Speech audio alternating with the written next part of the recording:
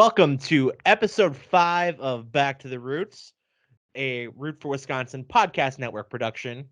I'm host, producer of the Root for Wisconsin show, Eric Fisher. Joining me is the host of the Back to the Roots show, Justin Dahl. Justin, how you doing, buddy? Man, I am great, Eric. It was a great weekend of basketball. You had conference tournaments in college. You had women's conference tournaments that were kind of souping up, and you had the bracket release for college.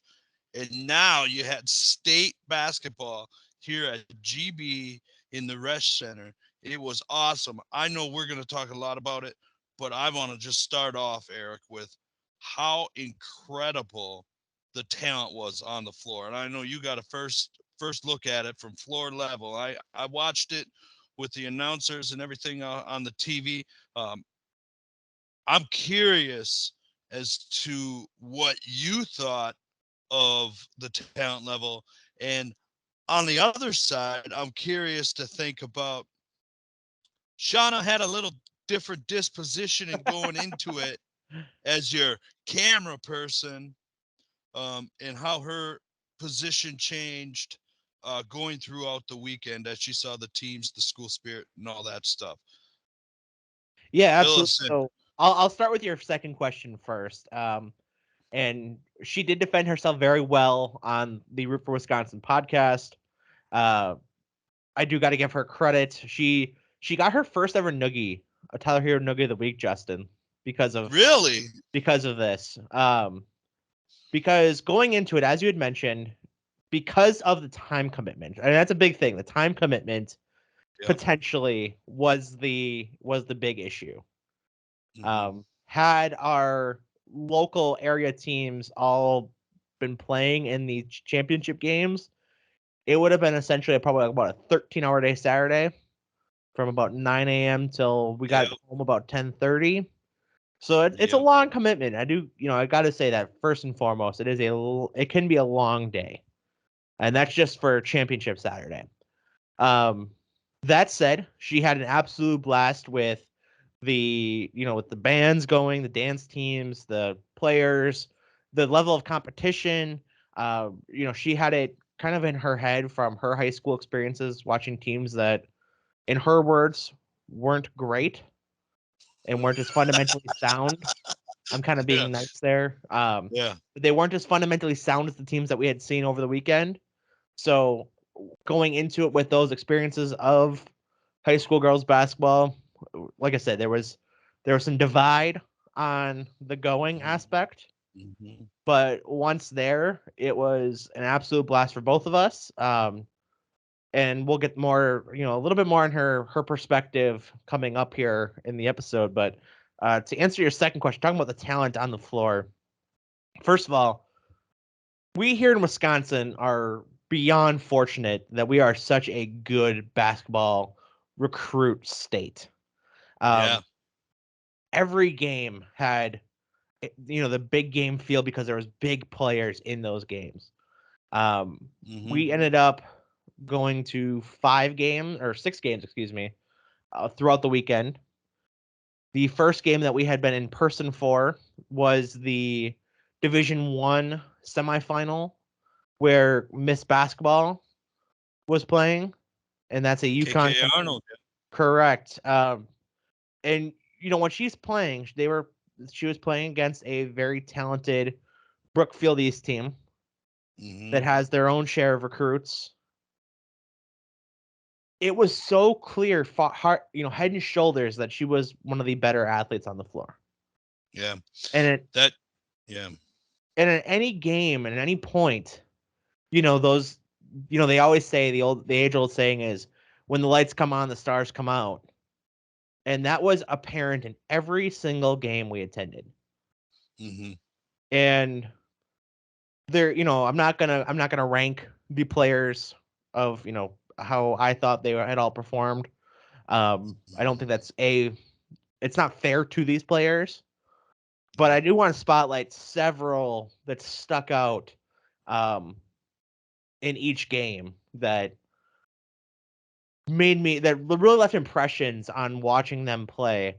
The first being as you know, the aforementioned Germantown. What was her name again? I'm sorry. KK Arnold. Yeah, KK Arnold. First of all, first and foremost, again, just phenomenal player. In the game, so they ended up losing in that D1 semifinal. I was a bit surprised that she did not go to create her own offense as crunch time came, Mm-hmm. as Brookfield East was coming back. That was a bit of a shock to me. Credit to her in the sense of staying within the offense and not playing hero ball.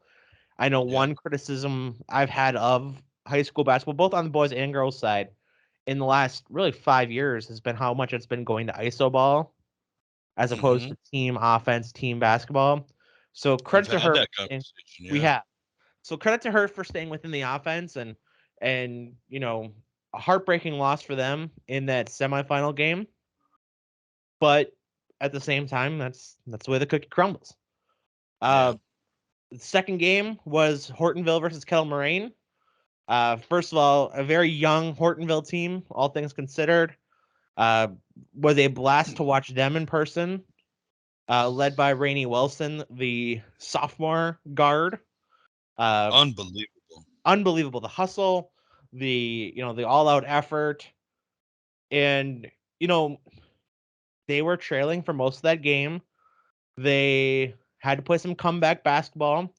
Ultimately they kind of just ran out of time. I think if they Mm-hmm. kind of give them a third half of or whatever. I think they win that game. To be honest with you, Mm. but it was also very clear that they were missing uh, Kaylee Pepler, who had gotten hurt earlier in the season. They were missing that second go-to player. Big loss. It's a big Uh, loss. It's a Division I girl. That's you can't understate that enough. I would agree with you a lot about the like both games just featured superstars. I don't know if you caught this, and this is the benefit of watching the TV telecast, but the Shea Kelly girl from um, Brookfield East in that first game against Germantown. She's the daughter of former Badgers point guard Mike Kelly, I did not know who that. famously led the Badgers to the Final Four in the Dick Bennett era. So there's just a lot of great bloodlines there. It's freshmen too, like the youth Mm, movement of Wisconsin basketball is even in those. You just talked about a sophomore in Rainey Wilson who really had to step up after Pepler took an injury and uh, really led her team to state and almost took down the state champs, the defending state champs, and then ended up being the back-to-back state champs. yeah, so I had to shout her out. Also for Kettle Moraine in Hortonville's loss. Um, Braylon Torres and Grace Kachalski, the two kind of superstars for them. Braylon had Yeah. a much bigger impact in the first game as opposed to the second game, but it was also huge in that championship game down the stretch when Mm-hmm. Brookfield East did kind of focus defensively on Grachalski. Um, Especially, I mean, she had struggled from the free throw line early in the game. I think at one point she was 1 for 4, and then she made the next four to close the game out. So Mm-hmm. shout out to Braylon Torres and Grace Kachalski took over that state championship game in the Division I game. Was super impressed by her, kind of coming into the semifinal game. I don't remember what her stats were. She had a very quiet but efficient game. I think she had ended up with 15 or 20 points in that semifinal game, but it was so quiet, it wasn't as dominant as it was in the championship game. I want to say the number that sticks out to me, Eric, is 21 points and like 10 rebounds Yeah, in very that well. semifinal game. And so it was a very quiet 21, but it was a very efficient 21. Yeah. So at no point did I think at the end of the game I looked up, I'm like, holy cow, she had 21 points. But also another one, another superstar within the Torres girl. She's going to Northern Michigan on a D2 scholarship. Grace is going to West Virginia. She decommitted from Arizona State. Because their coach retired. Now she's going to West Virginia. We're talking high major Power 5 basketball Mhm. players here in the state of Wisconsin, and that's just two of the many games that we're going to talk about here. Yeah, so then we go to Division II games. We were at the Division II championship game. We did not go to the semifinal game because people got to work. Yeah. First of all, and we'll talk more about them. Pewaukee team, very young, led by I'm assuming I didn't get this confirmed, but I can only assume the Terrian twins.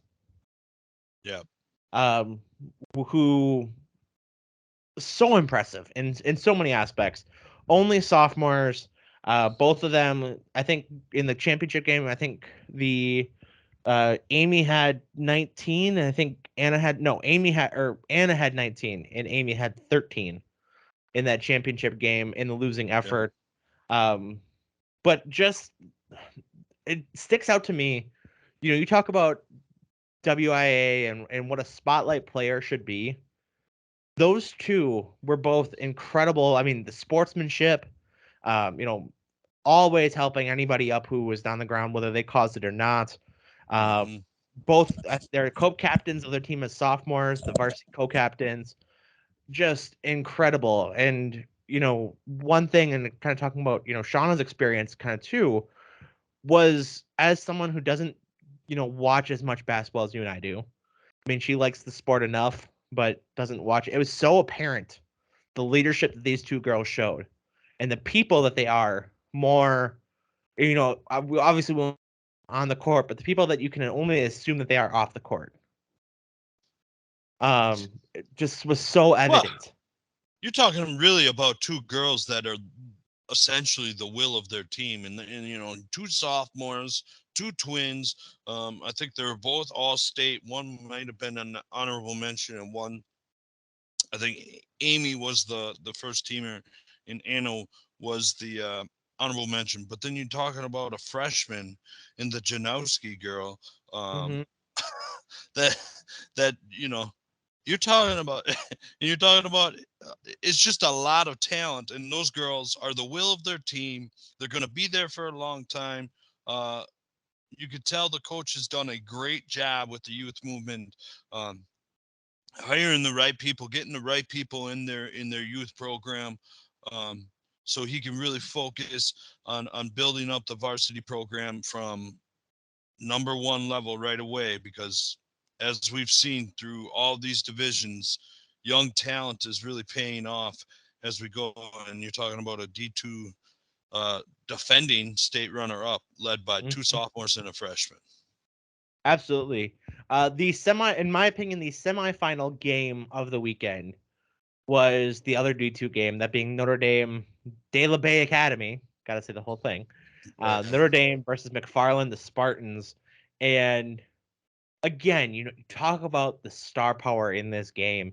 Each team having, their fair share of recruits, but two absolute superstars. One being Tegan Mullaney from McFarland, who was, I mean, we went through her accolades and her college offers last week on the show. I almost lost my voice because there were so many of them. It was probably better off to name the schools that doesn't have offers. Just real quick, I think on the telecast, that she has narrowed it down to like 7 schools, and Okay.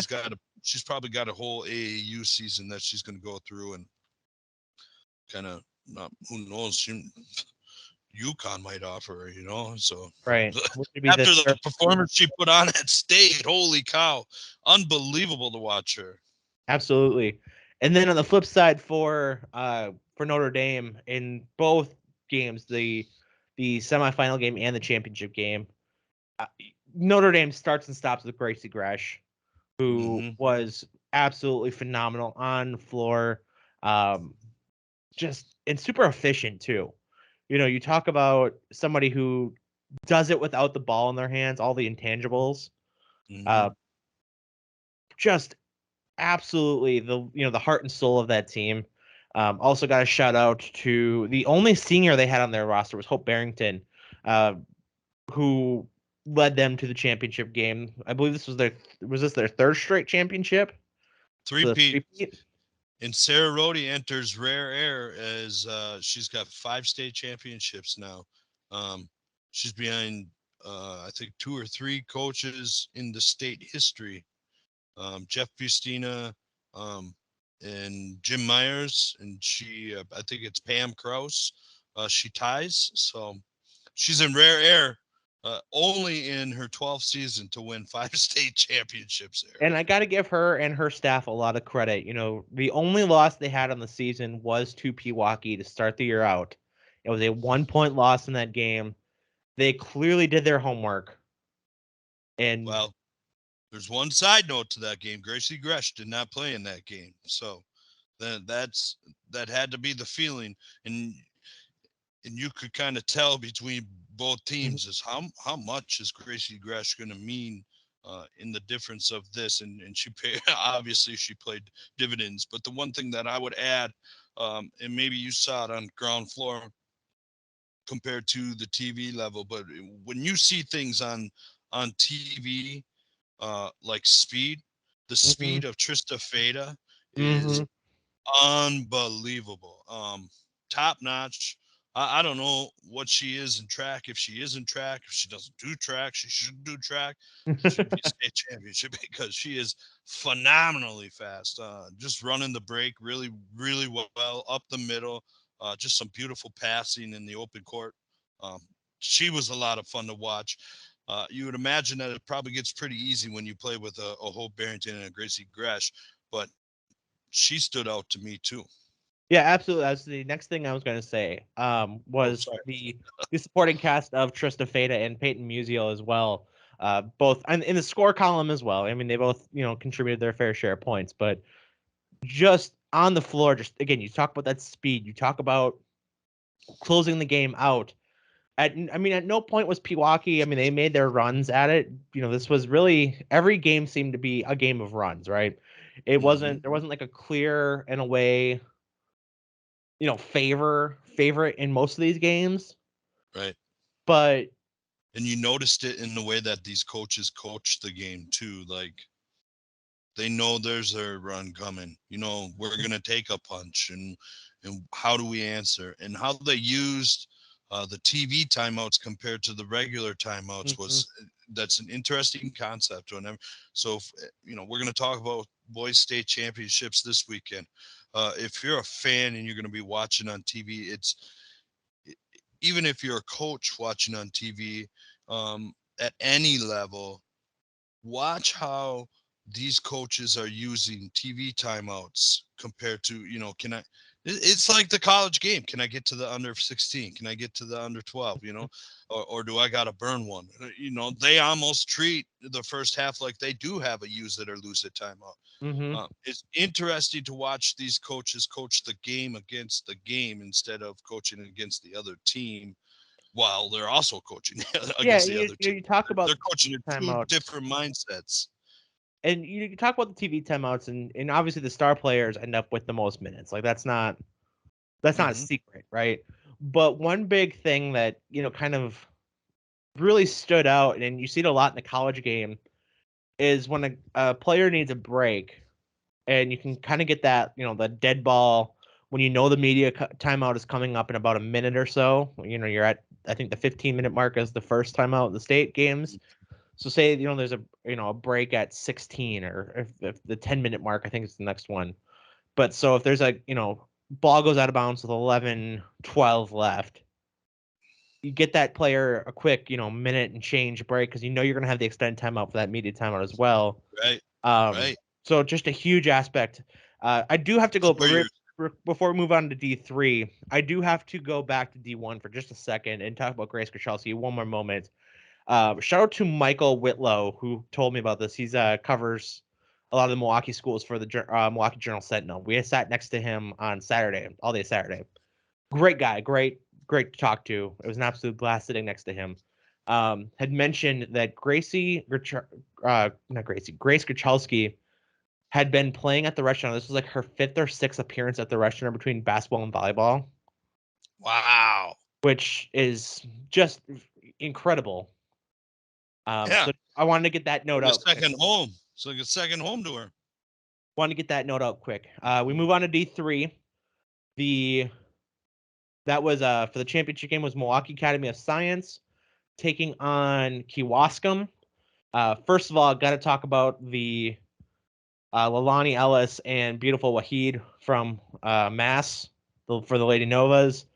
Again, talk about just sticking out Young roster, and being yes, young roster. Beautiful Wahid and Lalani Ellis were seniors, but as a whole, a very young roster. Was incredible to watch. Again, you just talk about that best player on the floor mentality and how much that sticks out, and very clearly they were in that mindset. They were, it showed that this again, lights come on, stars come out. Beautiful Wahid was an amazing watch. Not really a single thing about her game that sticks out. You know, you could look at a player and say, "Wow, that's a great rebounder." Or, "Wow, that's she plays great defense." Wow, she can really shoot it. She's got a blend. I wouldn't say a great player, but I would say she's got a great blend of all of her skills, and it really stuck out. And she really helped her team upset Waupun in the first round.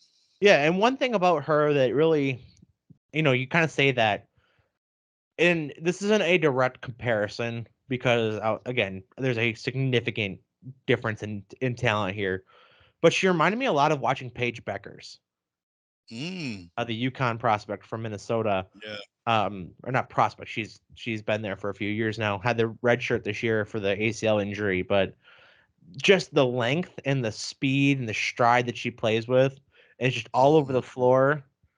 Very reminiscent of that.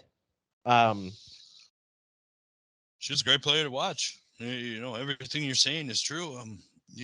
Like I said, she's got a blend of everything that she doesn't stick out in any one category, but she's going to make some college coach happy somewhere. On the flip side, for the Kewaskum Indians, who ended up being the Division III champions, got to talk about Julia Stager. The game that she had in that championship. You talk about a senior making the most of their last game. Was phenomenal. Tied her career high in scoring. Had a couple opportunities at the free throw line to exceed it, but just all ends of the floor.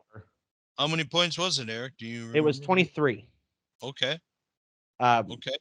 Had 23 points. I don't know the other stats off the top of my head, but just in every aspect of the game, defensively, controlling the ball, controlling the pace of the game, calling out, kind of breaking the press. And again, just showing that senior leadership when Mass was making their runs back to try to tie the game and make the game close. At one point, it was like almost a 20-point game.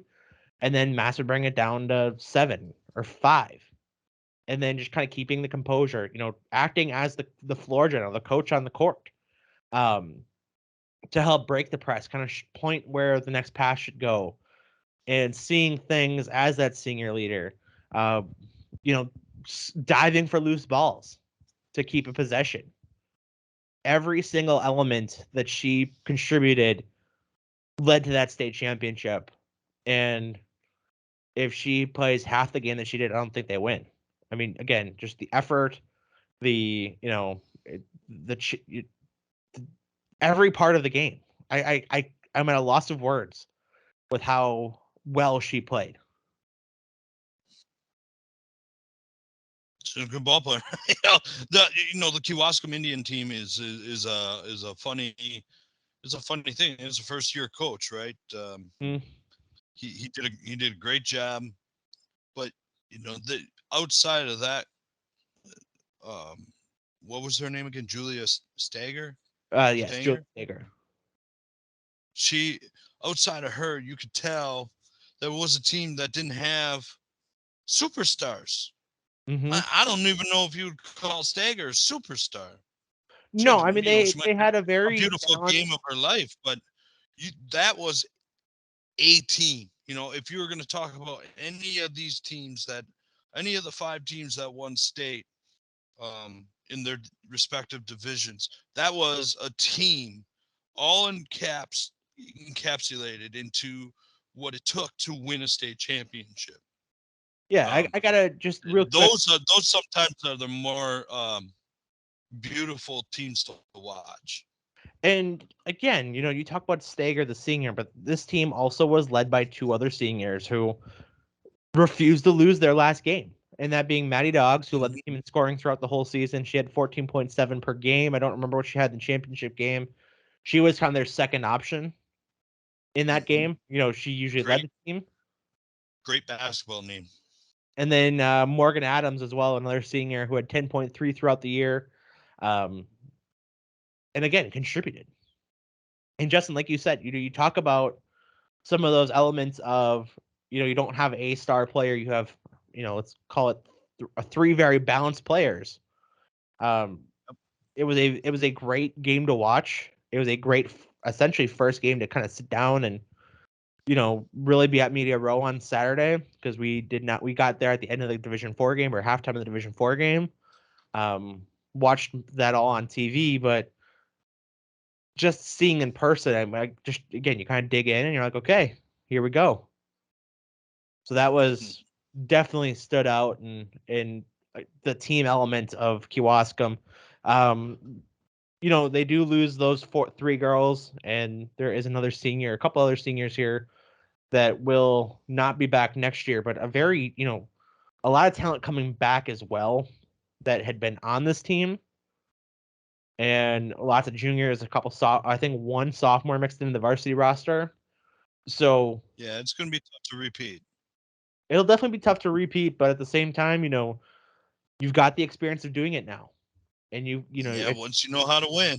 it's next girl up next year. So Yep. we'll have to see that. Division 4 was Aquinas and Laconia in that championship game, and that's kind of the last one that we had gotten to see.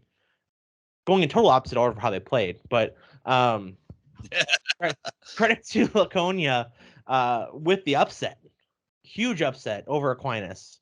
And I think you called your shot on that one, Justin. So I want to give you your credit. The young Yeah. Laconia team ended up with the upset this year over Aquinas, um, and the team that was very senior laden, and for all intents and purposes was the favorite. Yeah. A little bit of a questionable coaching there. Well, who am I to to question a state championship coach in Dave Donarski? But leaving some of his more talented players on the court in the championship game, um, especially a freshman uh, in Sammy Davis, with like 9 minutes, 8, 10 minutes left, fouls out of the game. Sammy Davis, I don't know if you caught this. Maybe you caught this on the TV broadcast as you were watching it, but younger sister of Jordan and Johnny Davis. Did not catch that. Yeah. So she transfers in from the La Crosse Central School District into the La Crosse Aquinas. Um, but that, when Sammy Davis fouled out of that game, you kind of felt the air go out of that team. And credit to Macy Donarski, a Montana recruit, just would not let her team die, um, and tried to put the will on her back and fought really hard into keeping that a game for a long time. But credit to Laconia. Laconia is a great team, a great young team. I think they start 3 or 4 sophomores. I think they start a junior, maybe a senior. And so it's incredible this could be Laconia versus Aquinas in the D4 state championship for the next 2 to 3 years, Eric. Absolutely, and that was very apparent watching the end of that game and kind of doing the studying up to it. Now, the D5 game, I'll be very upfront, in travel and everything like that. I did not catch most of it. If I'm not mistaken, I think was it McDonald Central that won. Yep. So it was McDonald Central. I know it was McDonald Central and Blair Taylor. I had a feeling that's how that went down. Um, Yep. but didn't catch. Blair Taylor was a nice team. McDonald Central blew out Albany, undefeated Albany. We talked about the seedings in this, and I believe the McDonald Central and Albany score was like 59-20 or something. And just really, as an undefeated Albany team, to kind of lose that way is heartbreaking. And Leona Wabino against Blair Taylor kind of just laid an egg themselves in the first half and tried to fight out of the hole in the second half, and Blair Taylor wouldn't let them. So um, kind of disappointing games, to be honest with you. Um, none of them are really close, and McDonald Central proved to be the best team in D5. Yeah, just one quick note on the Blair Taylor, Wabino Leona. I still hate that. I really do. It's Leona Wabino.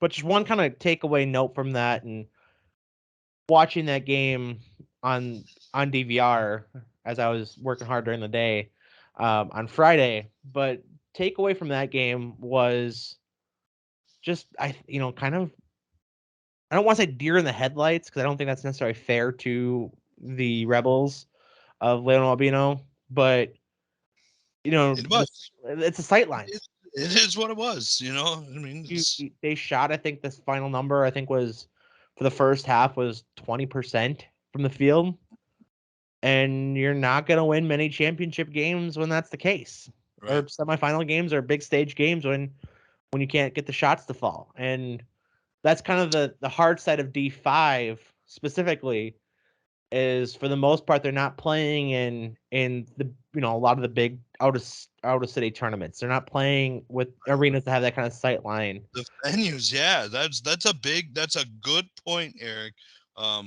Even what most people don't really understand, even if you go from a D5 gym to say a D2 gym, the sightlines are much different, Mm-hmm. as opposed to shooting with the drop down net in the back, because you're going to a field house that has 3 or 4 courts. In T5 gym, you're lucky if you got a full court with 6 rows of bleachers on each side of the court. So Mm-hmm. the sightlines is a great point by you, Eric. Yeah, and throughout the TV broadcasts on the weekend, I know that some of the different schools who they do have college players, or they have access, they're close to a college gym, did get in those gyms and shoot a little bit. I can't remember who. There was one team that got to go practice the Crest because they had a UW Green Bay tie. There's a couple teams that I think like they played at Concordia, or they practiced at Concordia throughout the week. Or UW Milwaukee. So just the different, again, getting used to those sight lines. I mean, I have never played in that type of atmosphere. I have shot on the Resch Center floor, just when I was working at GB, after setting up the equipment for a basketball game, and before the team would come out, we'd shoot. And I remember very specifically we'd play some horse with like Link Darner when he was the head coach of the Green Bay Phoenix. But the sight lines do throw you off. It's not something you cognitively think about, but you shoot with a little more touch because there's so much, the depth perception is so much Mm-hmm. different. And it doesn't seem as far away when you're jacking a three. My point really doesn't make sense here, but who it really affected early on in their game was Hortonville's Rainey Wilson in their semifinal game. She had a couple step backs that she took that she didn't really have her legs under her, Mm-hmm. and they didn't touch anything. So and it happens to all the players. Really, some of them just throw up a hope and a prayer, and it goes in, and some of them are skilled at it. Like Grace Grohalski, you said she's played there 5 times, so she knows what the sight lines are. But I think that point couldn't be understated enough. I do know one of the teams, um, Milwaukee Academy of Sciences. They practiced at Harry Boyce's gym um, out there in Howard. So, but Mm-hmm. not really. That's kind of like a D5 gym in itself, um, for the stance. So I think it really affected when you're talking about teams like Albany, who's never been there, and Leona Mm-hmm. Wapino, who's their first time there in 42 years. I think that really plays a factor. Well, and even when you look at the schools that they're playing in the regionals and the sectionals, I mean, you get to sectionals, you kind of come across some of those gyms, but for the most part, they kind of stay within the same, They stay Yeah. within the same gym, so they'd be, coming to Gillette for an extra game, for, whoever they're playing. O'Connell Falls, maybe, you kind of get some of a little bit bigger of a sight line, Yeah. but you're still not getting that true. I'm also betting, that, Leona Wabino isn't driving to Green Bay and staying the night. They're what, hour and a half away, hour away. Give or take. Yeah, hour and a half away. So it's no different than a conference drive, really. Right. And So for what it's worth, I mean, they just, this isn't, not trying to make excuses for any team, but, you kind of get in these D5 games and, sure, some players do play the AAU circuit a little bit, but a lot of these D5 schools, because they're as small as they are, you have a lot of multi-sport athletes who don't focus on the one sport. And so they don't necessarily even have that opportunity to play in those other games where, at least some of these other players in the, D2, D3 games who maybe they, it's their first trip to state at the Resch Center, but they're playing in the bigger gyms. They're playing in the field houses. They're playing in the arenas for AAU. So I think that's a big thing to state as well. it's a big factor, big time factor. So those were my kind of takeaways. I think we had a pretty good job of kind of mixing in both of ours from the TV perspective, beyond the floor. Great. The next thing we want to get into, just to kind of break this up a little bit, is we had talked pretty extensively, I think in episode 3, could be wrong on that, maybe episode 2, about the UW Green Bay coaching vacancy. And Green Bay finally makes their hire. I shouldn't say finally. I mean, we just got to the end of the regular season, but they make their coaching hire. They go with the Wyoming assistant in Sundance, Sonny Wicks. Great name. Great name. And some very mixed opinions, I think, throughout the weekend of the final 5 candidates who Sundance or Sonny was part of that final 5 list that had come out through ESPN. I know that a lot of people had their favorites. I know that John Brandon was a heavy favorite, the former Northern Kentucky and Cincinnati coach. Do got to also say that I'm sure a lot of eyes were on the Doug Gottlieb potential hire, with just the national spotlight he has as a broadcaster. Yep. Also a Milwaukee native, as I've come to learn. Mm-hmm. So I think there was some eyes there as well.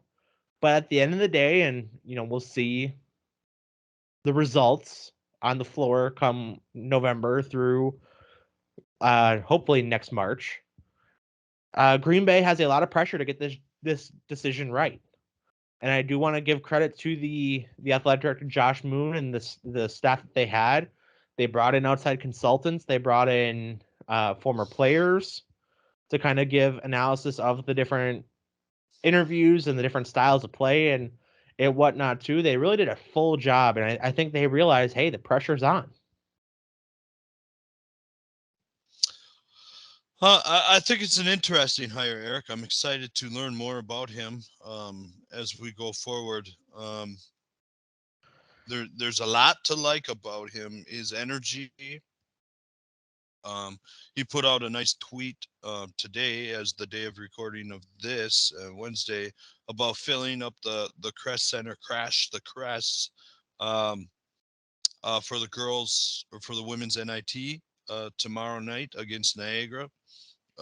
He's going to be there, which is awesome. Showing support right away. Whirlwind of a life when you're a coach. Out in Wyoming 1 minute and taking a head coaching job and trying to find a place to lay your head every night. So, he's a 1,100 point scorer at Northern State. He's the 10th all-time leading scorer in their school's history. He was pretty good at track and field, I guess, due to his Wikipedia page. Won the 400 meter.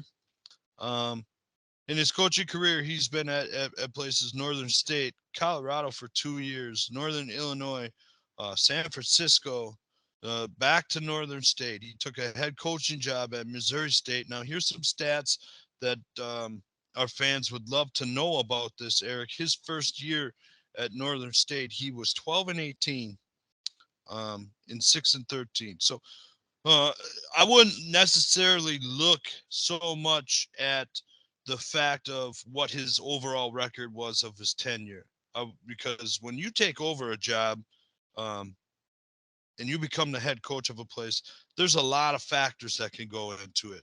Uh, what are you taking over? What's the system? A bunch of, what's the talent? Um, so 6-13 in conference his first year.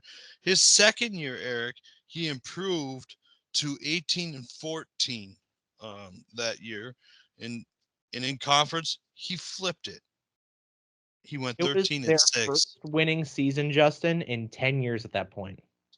Yeah. So um, really bought in, and then he turned around and parlayed that into a Mountain West assistant coaching job for Jeff Linder at Wyoming up until what, 2 days ago, a day ago, when he accepted the job Yesterday. yesterday. Yeah, yesterday accepted the job at GB.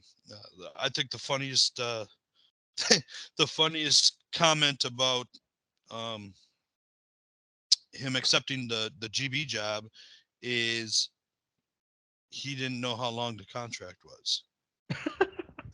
he said it could be 2 years, it could be 5 years. These jobs are um, a 1 in a million shot at them. So I just signed the dotted line on it, and we're gonna go and try to build a culture and a program and turn it around. I'll be interested to hear some of the comments that he'll have coming up in the coming days I've about the got to program. say a couple things. I have seen a couple video clips of different interviews, press conferences he's done, some coaching clips. The guy is going to be a refreshing voice to Green Bay Athletics. I will say that just right now.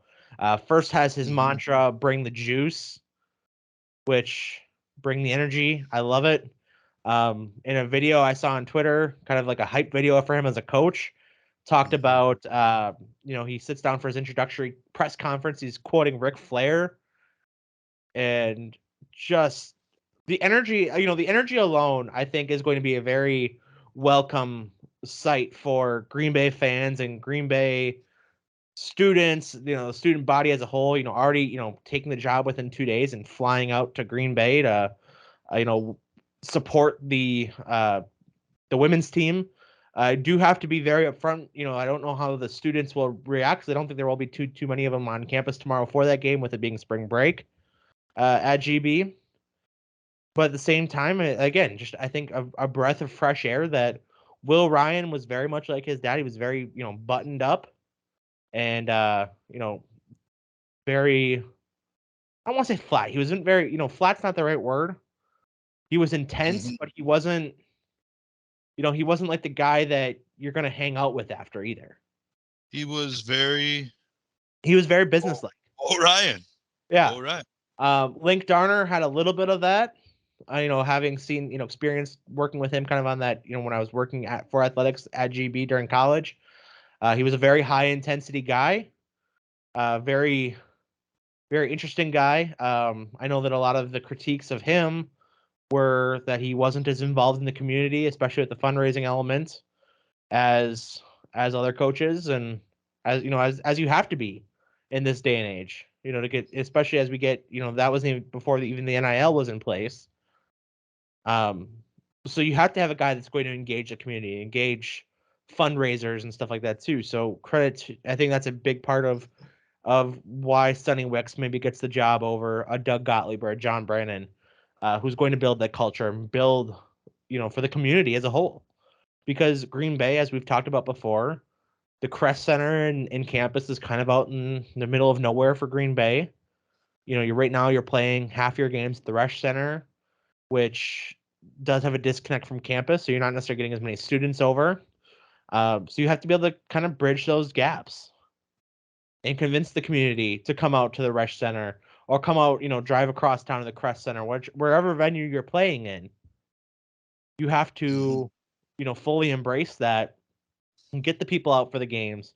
I talked about a lot about when, kind of going through this hiring process of being able to, I had said it already, bridge that gap of, what are the students going to think? What are, is he going to be involved in campus? Is he going to come, I think we already have a good site in there where he's coming in that NIT game. The perception of the Green Bay men is that it's a kind of a night out with the buddies, and it's a Division I college game at a Division II price point. Is it going to become a serious atmosphere for basketball, kind of like it was? You saw a glimpse of it with Brian Wardle, you saw it with Kowalczyk, but you really haven't had that since probably Dick Bennett back in the late '90s, mid '90s. Yeah. Yep. So is he going to bring that same? This is a must, hot ticket item to fill up the rush center? Like I can say this, having been at state basketball, especially for that Division II game with Notre Dame, I know that they can fill it up for a basketball game. Justin, I've seen it done. Mm-hmm. Um, Mm-hmm. I don't want to have too many games of where the crowd is dressed like a red chair night. It's a Yep. famous Brian Kuklinskiism. But in all seriousness, like, I mean, you gotta, you hope that ticket sales pick up. You hope that, you're bringing in good talent and that they're recruiting. You're bringing in the right people, because that was a huge thing with Will Ryan, where Yeah. we saw a lot of guys that he ended up recruiting ended up going to the D2 level or a smaller mid-major. Yeah. That's a great point, Eric. When you talk about ticket sales and trying to fill up the the arena, the Resch, uh, this is why when we talked about it, I thought maybe Sundance was Sonny Wicks was kind of a long shot at the time, because not really a household name within the state of Wisconsin, not really a household name in Division I basketball, um, but must have the charisma of all charismas, because he beat out a successful former D1 coach. He beat out a a radio entity that is popular across the nation in Gottlieb. He beat out one of the most successful coaches in D2, that has such local ties to the state. Um, so I would assume that his charisma is off the top. I'm really interested in how he's going to put together his assistant coaching staff. That's going to be a big question mark, because in all reality, how fast can Sonny learn this area? He's got a big opportunity this weekend, and who knows what he's going to be doing. But if I'm just starting a job, um, I don't have any assistants yet. I was just looking this up on the side computer here, Eric. His brother was a former assistant. He coached with his brother Luke Wicks out at San Francisco and a little bit at Wyoming. Um, so I'm assuming that he coached with Damon Stoudemire at Pacific. Damon Stoudemire just got a job at Georgia Tech, so I'm assuming his brother would be a coup at some point to bring onto the assistant coaching staff. Now there is a De Pere alum that is currently on the assistant coaching staff. I can't ever remember his name. Do you remember? Brandon Pritzel. Pritzel, yes. Who coached for Tharp, the D2 coach, at Hillsdale. So are you going to keep him? Because keeping the Green Bay Fox Valley area um, pipeline alive um, is big. It's big for UWGB, but how fast can you tap into the greater Milwaukee, the greater Chicago pipeline, which is what Kowalczyk and um, Wardle did so well at GB. Um, he's got a great opportunity to go see some great that we're going to talk about here in just a minute. Some great athletes, some great basketball players down at the Kohl Center this weekend at state basketball. Who knows if he's going to be attending that? He's got a whirlwind of a schedule right now. So we'll see.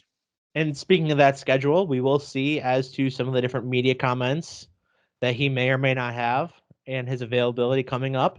Because the charisma again, just from the videos and some of the different things you've seen come out on him, Hmm.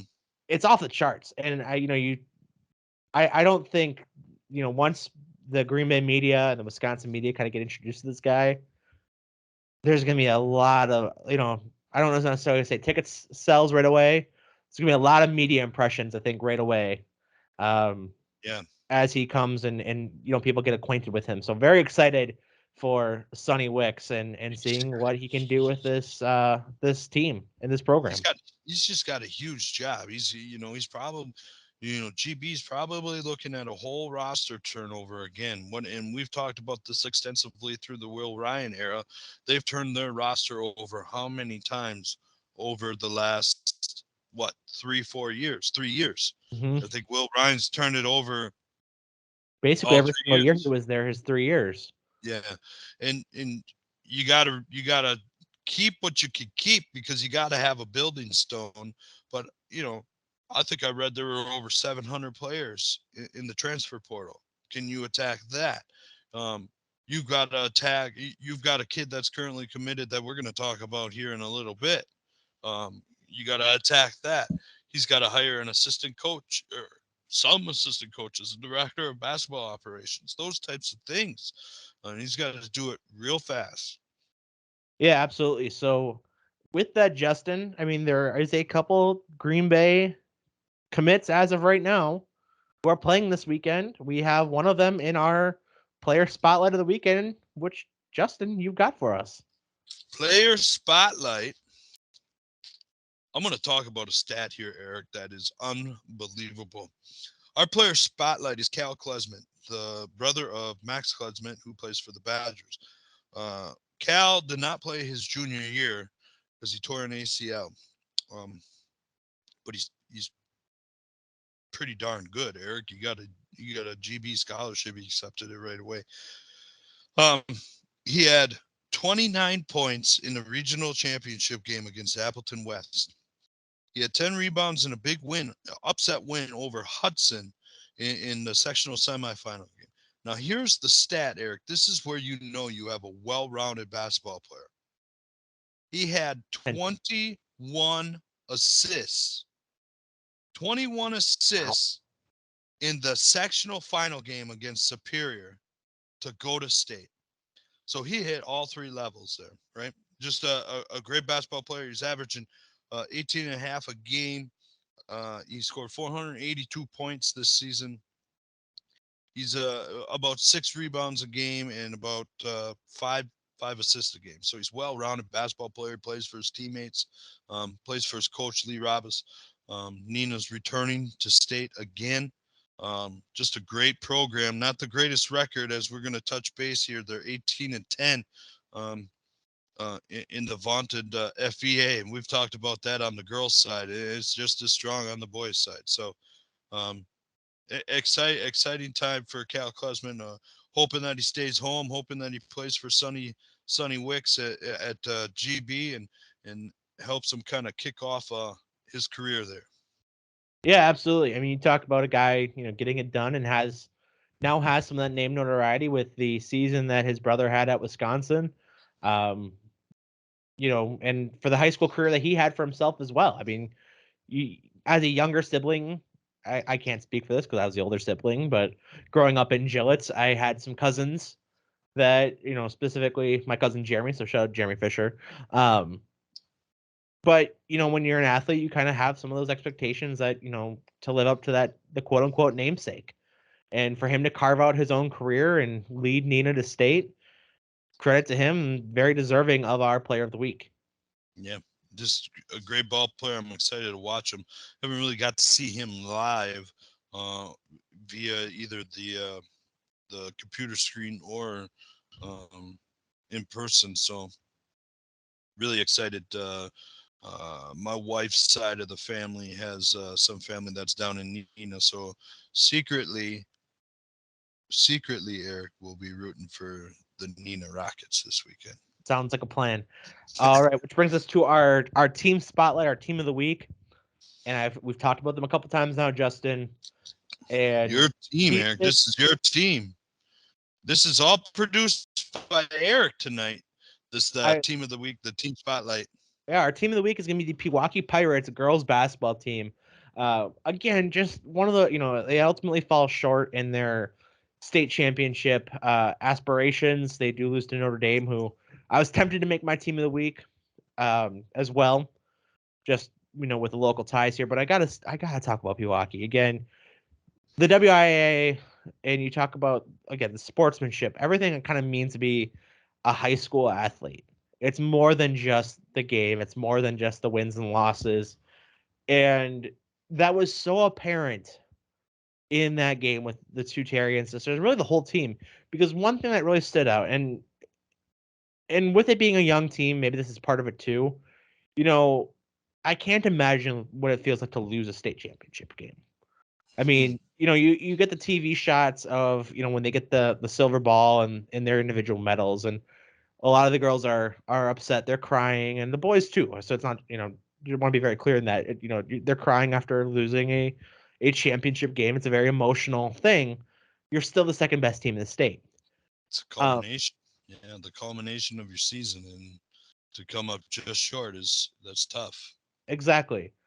But what I do want to add here is that Pewaukee team did not have a tear shed. Which again points to I think the fact that they expect to be back. And again, a very young team. Looking at their roster as of right now, it looks like 4 seniors on their roster. Taking a quick gander, none of them were really leading scorers. So they're very, they're led by, as we mentioned, the Janowski girl and the two Terrian sisters. And Vanessa Johnson was their 4th leading scorer, and she's also a freshman. So your top 4 scorers are freshmen and sophomores. Leading rebounder too. They expect to be back, and with that in mind, maybe that's part of the no tears, but it's their smiles on their face. Maybe they think they're ahead of the game and they're ahead of the schedule of getting to Green Bay and the road to the Resch. I think it's a little bit more than that. Like I said, I think they very much encompassed the high school athlete experience and very worthy of our team of the week honors in that regard. Yeah, what really sticks out to me is they, the flow of the game, the flow of playing as a team. You're talking about 2 sophomores, 2 freshmen that are leading this team, and how well they sync themselves together at such an early age. And you're talking about, I mean, this is a school of 839 kids, right? And they're playing schools that have almost 1,000 kids in their school. So this is big time basketball in our state. It's, one of the top 140 schools in the state enrollment wise. So to be led by such young athletes, you could tell that with their age, their fluidity in their bodies, they're going to get so much better. How well they can space the court, how well they can read each other. This is a team that is going to set some all-time winning records, Eric. They're going to put 4 balls in their trophy cases, whether they're silver or gold. They're going to play Notre Dame again next year for the D2 state championship, and these are going to be probably the 2 best teams in the state. Yeah, absolutely. And they do lose this game 64-49. One thing that, we haven't really hit on from this team, regardless of division, Eric, 2 best teams in the state, regardless of yeah, division. Absolutely. But one thing that we didn't hit on throughout discussing them, the defensive effort, very gritty team. Notre Dame, I think we talked about them when we were doing our girls basketball preview before the start of the playoffs. Notre Dame was averaging 80 a game. Yeah. And they got close, taking a look at their scoring here. Notre Dame, I believe, got close to the 100 mark a couple times. Their lowest scoring game all season long was they eclipsed the 100 mark at least once, or I shouldn't say at least once. They only scored a couple games where they weren't even in the 70s. One game in the 60s, or two games in the 60s, I should say. One out of state to Nazareth Academy of Illinois, and then that first loss against Pewaukee. Every other game, they were in the mid 70s, 80s, and again, a 106-39 win over Manitowoc Lincoln. Yeah. Um, Well. so a very high paced team that they were able to slow down for their lowest scoring output of the season, or tie their lowest scoring output of the season. Mm-hmm. And there's a little bit of solitude into it. We beat them before. We can beat them again. We'll beat them again. So let's get them again next year. I don't know if they play non-conference again next year, and if they do, we might have to do a Back to the Roots live game podcast from that game, because that game is going to be on fire. Yeah, absolutely. So that is our team of the week, Justin, which leads us. We have two tournaments to talk about. We'll touch on the NCAA in a bit, but first, while we're talking WIAA, we go from the girls to the boys. State tournament coming up, starting tomorrow, or I guess as we, once this gets released, it'll be today. But games starting on Thursday afternoon, going Friday and Saturday for championships as well. So why don't you kick us off? So we're in D1 here. We're going to kick it off with D1, and we've talked a heck of a lot about this team. Number 1 seed is De Pere at 28-0. They play number 4 seed Kettle Moraine, and then who's 18-10. And then you've got number 2 seed Arrowhead at 26-2 against our secretly fan favorites Nina Rockets at 18-10. Just really star-studded power. Will Hornseth, the 6'8" kid that we talked about from De Pere, just picked up, I think Monday night, he picked up a scholarship offer from the University of Northern Iowa. John Kinzinger, we talked about, he's going to Illinois State. Cal Klesman going to GB. All these, you've got a kid up here, Bennett Bayesh from Arrowhead. He's got an offer from Southern Illinois. So just really star-studded. There's a lot to like. Mac Recchi from Arrowhead, he's committed to GB. So not only is it local flavor, but it's this is the one I'm looking forward to the most out of all of them. And there's some local flavor in some of these lower divisions too that I'm going to be interested in, but this is the star-studded one. This is going to be the one that I look forward to. But all in all, De Pere's been the best team in the state all season long, and I'm going to go with De Pere to win it all. Yeah, I know that. I'm going to take them to beat Nina in the championship game. I don't have too much to add there. Because I actually have the same picks as well. If taking a look here, very interesting game, especially for Coach Sonny Wicks in that semifinal game. He'll have two of his potential. I shouldn't say potential, because as of right now they're still committed, but two of his players, facing off against each other, and I can only imagine how that can kind of contest. Now a lot of these guys do play the AAU circuit, so maybe there is some familiarity there already as well. I can tell a personal story of being recruited as a high school athlete ahead of college, where you're recruited against somebody you played in a big game with, and that was when I was touring Lakeland to potentially play football there. There was a student, I'm not going to name any names, from a rival school that I had faced in high school. And the recruiting coach talked to both of us separately about the game that we had played against each other as a senior, where that other student actually got kicked out of the game for a taunting penalty, or a couple taunting penalties. Again, I'm not going to name any names here, but so it's a very interesting dynamic when you have two recruits playing each other in a high level game. I'm going to give the nod, as you mentioned as well, to De Pere. I'm 2 blocks from the school, Justin. I have to. I live, within walking distance to the school, Incredible. so consider them my The future de facto Fisher hometown right now. So give me not the Cardinals. They have the Cardinals logo, but they are the De Pere Redbirds to be the The division. Redbirds, yeah, the Redbirds. So now we're on to Division 2, right? This is star-studded as it comes too. We have number 1 Pewaukee at 25-3 playing number 4 Nicolet. That's the game to really watch about some superstars in that game. And then number 2 Lacrosse Central at 23-5 versus Whitnall at 24-3. There's a name that you're going to probably remember in that Whitnall game from our other show, Eric. He gets a title. So let's talk about Pewaukee. You've got Nick Janowski. He's got offers from Iowa, Iowa State, Marquette, Wisconsin, and a whole plethora of others. He's a junior 6'3" lefty. We've talked about him a lot on our show. He's going to be a fun watch for our fans.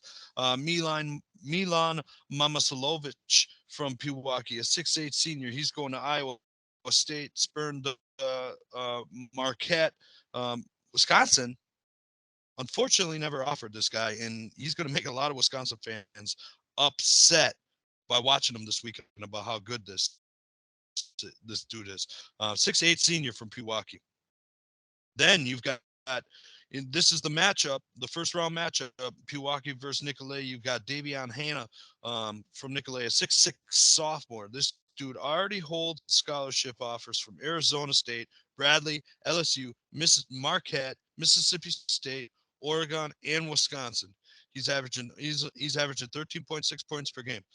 He increased them as a sophomore. I'm sorry, he increased them to 19.7 points per game. So he's another stud to watch. And then the Lacrosse Central teams, they've got some athletes that have some offers in the air. They're 3-sport athletes, so this is not your typical state team that specializes in basketball, right? They've got some athletes that could play. They excel at other sports, mainly track and field. They're a team to watch as the 2 seed, and this Whitnall team, Eric. I think this might be your team. This might be your team. You might take them. They're led by one Tyler Hero's little brother, Austin Hero, as the 4 seed, 24-3 at state against Lacrosse Central. That'll be a fun game to watch also. Yeah, one other kind of note on that Whitnall team, and I'd be remiss if I didn't mention this, for those looking for a local tie from our neck of the woods, former O'Connell Falls Panther 2014 class, Alex Young, is an assistant coach there. Oh, so nice. Shout out to Alex as an assistant coach with Whitnall. Wish him the best of luck. I have been following along with this team throughout their season through Facebook, through him.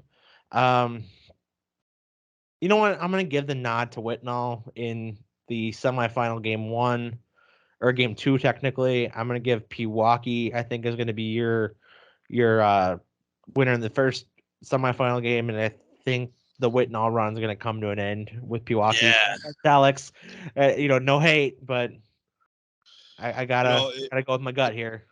I have to agree. If De Pere's the best team in the state, Pewaukee is a close number 2, and I think we're lucky to see that they're in separate divisions in D1, D2.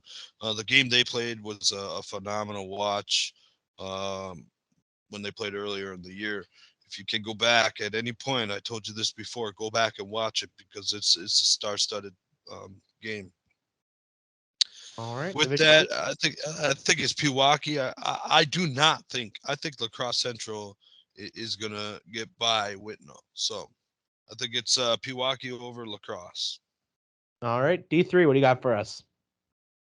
We've got number 1 seed West Salem, defending state champs. Eric, at 27-1, they play Milwaukee Academy of Sciences at 18-6. And then the number 2 seed is Brilliant versus number 3 seed Lakeside Lutheran. Brilliant at 27-1, and Lakeside Lutheran at 25-3. I think this is pretty simple. This is going to be a repeat matchup of West Salem against Brillion. I think this year, the senior leadership of Jeremy Lorenz, the Wofford recruit at 6'8" from your Brillion Lions, Eric.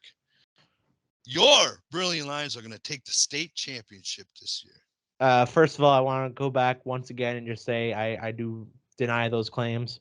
I do have to make one quick correction here before we move on.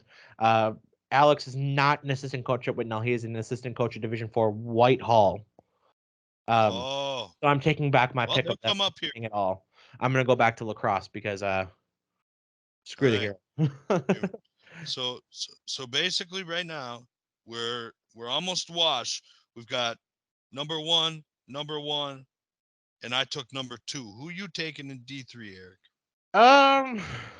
To be honest with you, Justin, I'm very curious on Brilliant. They're right down the road in the grand scheme of things.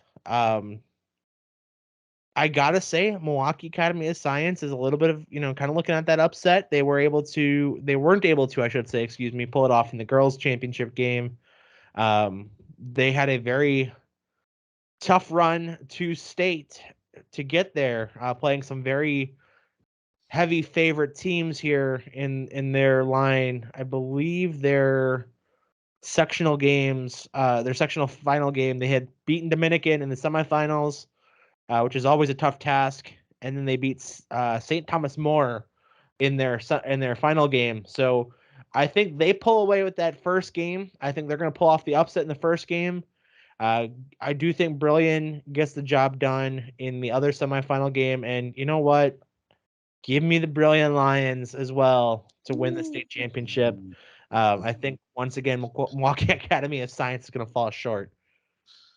That is a good pick, Eric. You're staying chalk with me. You just are you riding my coattails? I've just picked an upset. That a boy. That a boy. I like it. All right, so that takes us to D4. Here's our little hometown coverage flavor. The number 1 seed, St. Mary Catholic, who beat Crivets in the sectional semifinal, and then Auburndale in the sectional final. Great game there at Appleton East. Got to watch that one live. St. Mary's is the Zephyrs, one of the great nicknames. 26-2. They'll face off against number 4 seed Kenosha St. Joe's at 18-10. And then you've got number 2 seed Luther Prep at 26-2 versus Whitehall, the 3 seed at 22-6. A little bit about Kenosha St. Joe, since we've got a little bit of hometown flavor with them in St. Mary's. Kenosha St. Joe's competes with many Division One players. They're a good team. They play in a tough conference, Eric. They play with many D3, D2 schools in their conference. Their star player here, Eric Canisi, he had 42 points and 10 assists in the sectional final win over Kohler. I have a feeling that this might be the one. Okay, might be a little bit of an upset. Now, St. Mary Catholic, they have a kid. This is a name, Cole Eulenbrock, 6'6" senior. He's going to St. Norbert to play for Gary Gresh. If you've watched St. Mary, I've watched St. Mary's a couple times now. They're a perimeter team. They like to play around the perimeter. They like to play fast. They want to get you up and down the court. Was really what Krivitz's downfall was until latter parts of the game where Krivitz could slow it down on him.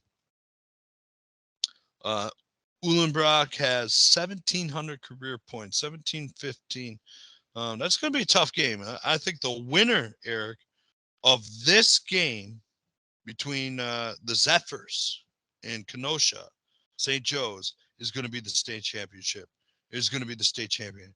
And I'm going to pick St. Mary's with their up pace tempo to win it all over Luther. All right. I am going to kind of agree with you in the grand scheme of things. St. Mary Catholic was my pick as well, both with the Ullenbreck and another great basketball name, Fisher McKenzie, their Yeah. leading rebounder.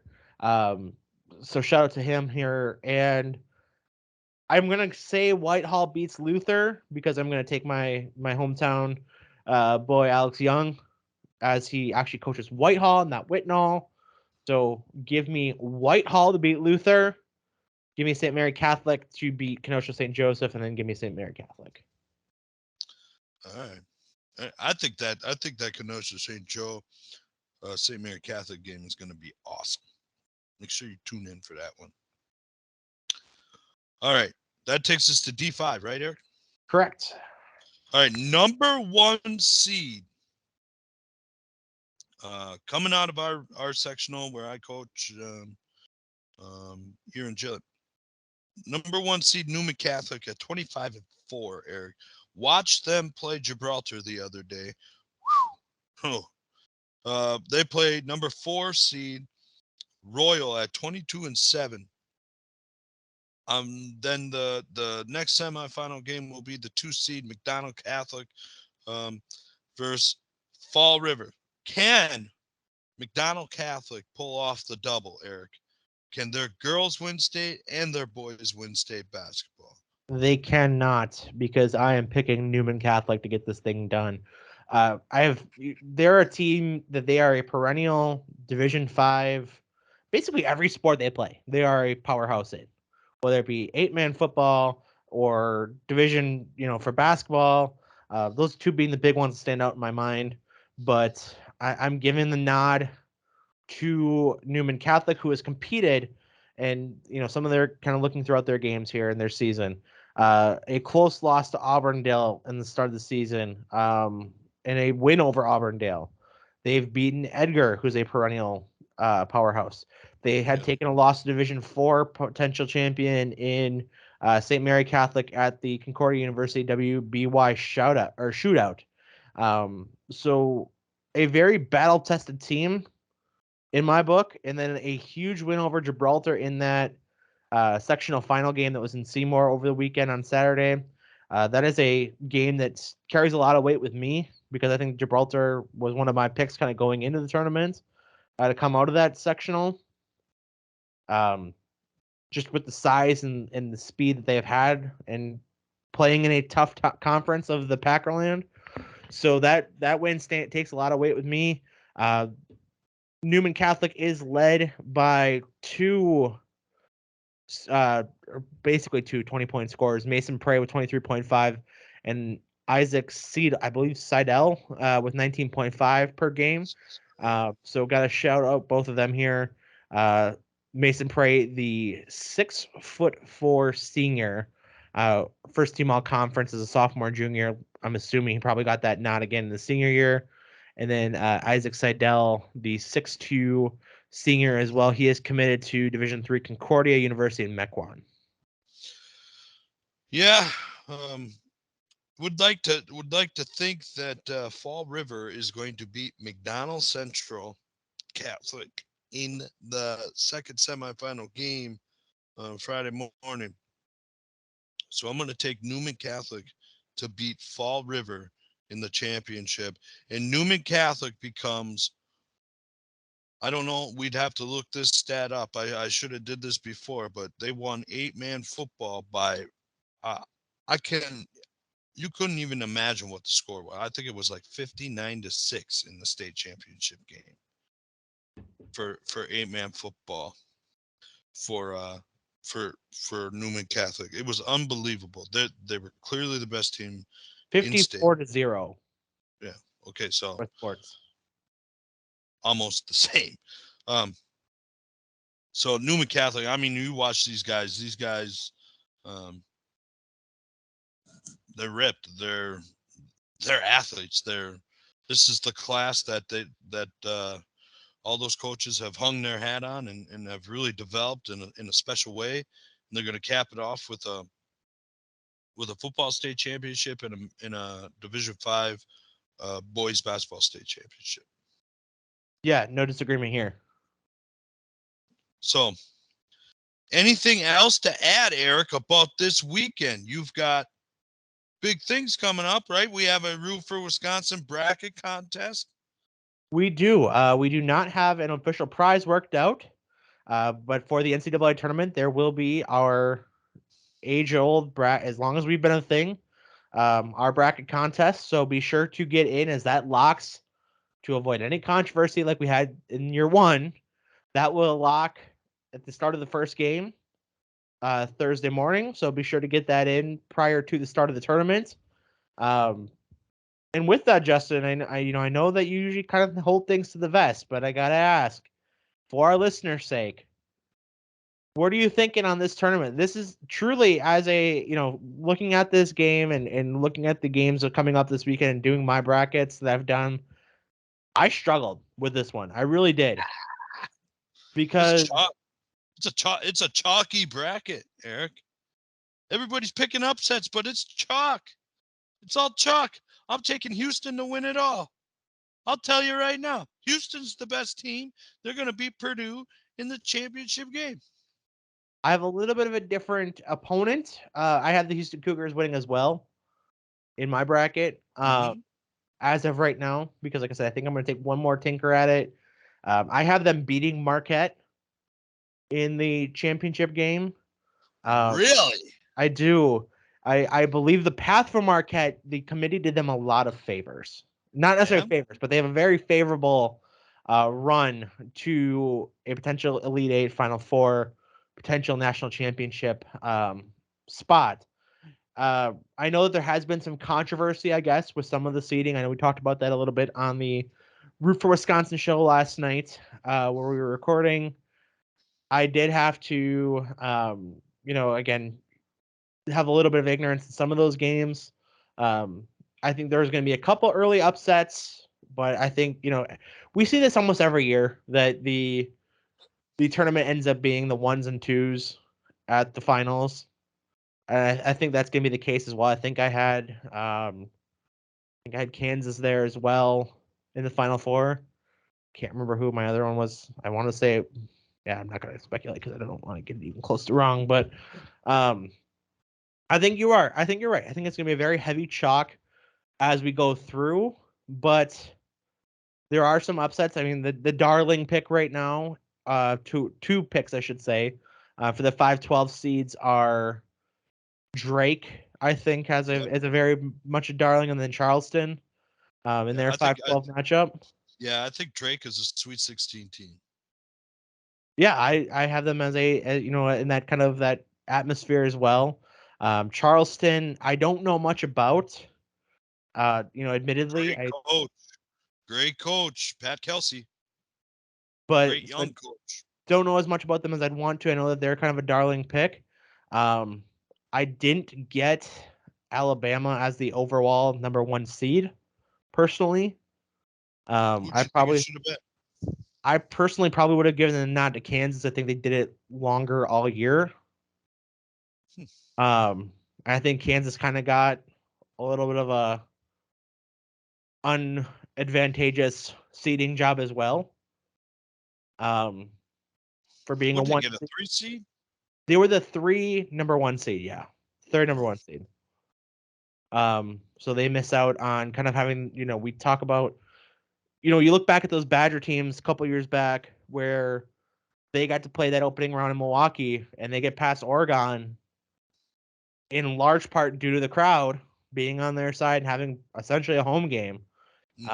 They end up missing out on that because Houston got the 2nd number 1 seed as opposed to Kansas. So I think they had some gripe for that. I don't know if I'd necessarily say that they were, as hosed as everybody wants to say that they were.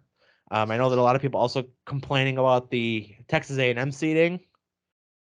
Again, just I'm going to plead ignorance. I don't have as much familiarity with them. I think they have a tough matchup in that 7-10 game of Penn State. I think that's a very good Penn That's State. A dangerous game. Yeah, that's a nice little game. A dangerous game, I think, is that 15-2 matchup of Colgate and Texas. Because we saw Colgate can do. They can keep a game close. They can grind you down. They can shoot really well. Do I think they win? No. Is it one that's making me nervous where, I don't necessarily know if I want to take Texas deep because of that potential upset? And what I've seen Colgate do in a year in, year out basis, especially with the familiarity we had with them against Wisconsin last year, it's a tough one. Mm-hmm.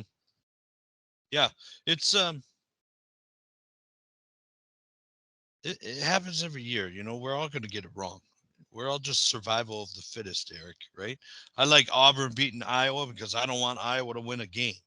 Right? I also had it as well. I want Fran McCaffrey to get thrown out of the game because hashtag Frantrums. Nobody likes a Frantrum, right? So, but there's also other things to go watch. You're going to be busy with the WINIT this weekend, or The WNIT, tomorrow night. Tomorrow night takes place. Green Bay hosting the Niagara Purple Eagles. What do you know about Niagara, Eric? Not a darn thing. I know they share a school name with Niagara, Wisconsin, and they share colors. Yeah. Are they close to Niagara Falls? I'm assuming so. Niagara, New York? No idea. Come on, Eric. These are the things that you're supposed to know. I'm gonna plead the fifth on this one. And then Saturday night, a great game. You've got the Wisconsin Badgers, who Sunday. Is it Sunday? I thought it was Sunday. Saturday night. You're right. Okay. Sunday, you've got Stephen Crawl, who all of a sudden knows how to score a basketball at 36 points against former GB basketball coach Brian Wardle's Bradley Braves. Beat him by 20-some points or 20 points ish. They're going on to the seventh. Huh? 81-62, so 19-point victory. Yeah. Great game. It was a great game, and they'll play a great Liberty team who beat Villanova. So that'll be a great game. Sunday. Yeah. I did not have on my bingo card the Stephen Crowell 36-point game in the NIT. Unbelievable. Like, the guy couldn't miss. And of course, I drew a lot of comparison from the sophomore to junior years of Frank Kaminsky, which is probably an unfair comparison. Maybe it happened in one game. It hasn't happened in 2 full seasons. Why don't you just kill the guy's momentum as you see it? Just saying. I'm trying to bring it back down to earth. I don't want to get too excited about I agree, game. Cheapers, anyways. Guy was hot. He was incredible. It was incredible to watch, and it was finally nice to see the Badgers have a true takeover scorer, which they've missed all year. Yeah, it was and Chucky Hepburn struggled again. Like, Shocker. He's really starting to get hard to watch a little bit. Jordan Davis struggled again. Like, shocker. You could tell where these guys are falling short. So hopefully Greg Gard can turn it around. Maybe in the transfer portal, they've reached out to a couple transfer portal kids already. One being a former Kimberly graduate from last year's state championship team under Lucky Wirtz. So we'll see. All right, Justin. Thank you for joining us here again this week. A huge Back to the Roots show potentially coming up next weekend. In the meantime, plenty of basketball to watch, plenty of Wisconsin ties in the college atmosphere and the high school atmosphere. Be sure to watch a game, right? Yeah, get your butt in a chair, watch the game. You've got the GB women who will probably be on ESPN Plus tomorrow night. If not, check it out on the radio because Big E, he's turning the tables on and he's making sure that the sound is great. So go out there and check that out. Tomorrow you've got state boys basketball kicking off. You've got the brackets kicking off. I think I'm taking a half a day work off, Eric, just to go watch this stuff. Like, this is a national holiday for a guy like me, a basketball coach. Lots of things happening this weekend. Super excited. Where are you going to watch the games tomorrow night, Eric? tomorrow night, Shawna and I believe, are going to be at Buffalo Wild Wings for some wings. That's the hot spot, isn't it? Yeah, that place gets packed. So I believe that's the tentative plan. If not, a very well-known local establishment called the Abbey might Yep. be a good backup. So we'll have that in the pocket. Friday night, still not completely determined where we'll be for those games. I'm leaning towards, I think we're probably going to go to McGeorge's, an Irish Yeah. restaurant in De Pere as well, for some corned beef and cabbage to celebrate the Ugh. holiday. Ugh. Or Rubens. They have really good Rubens. There you go. I'm not into Rubens either, but more power to you. St. Patty's Day. I forgot all about it. So that is the tentative plan. Stop and say hi if you run into me throughout the weekend. Are you going to dress up like a leprechaun?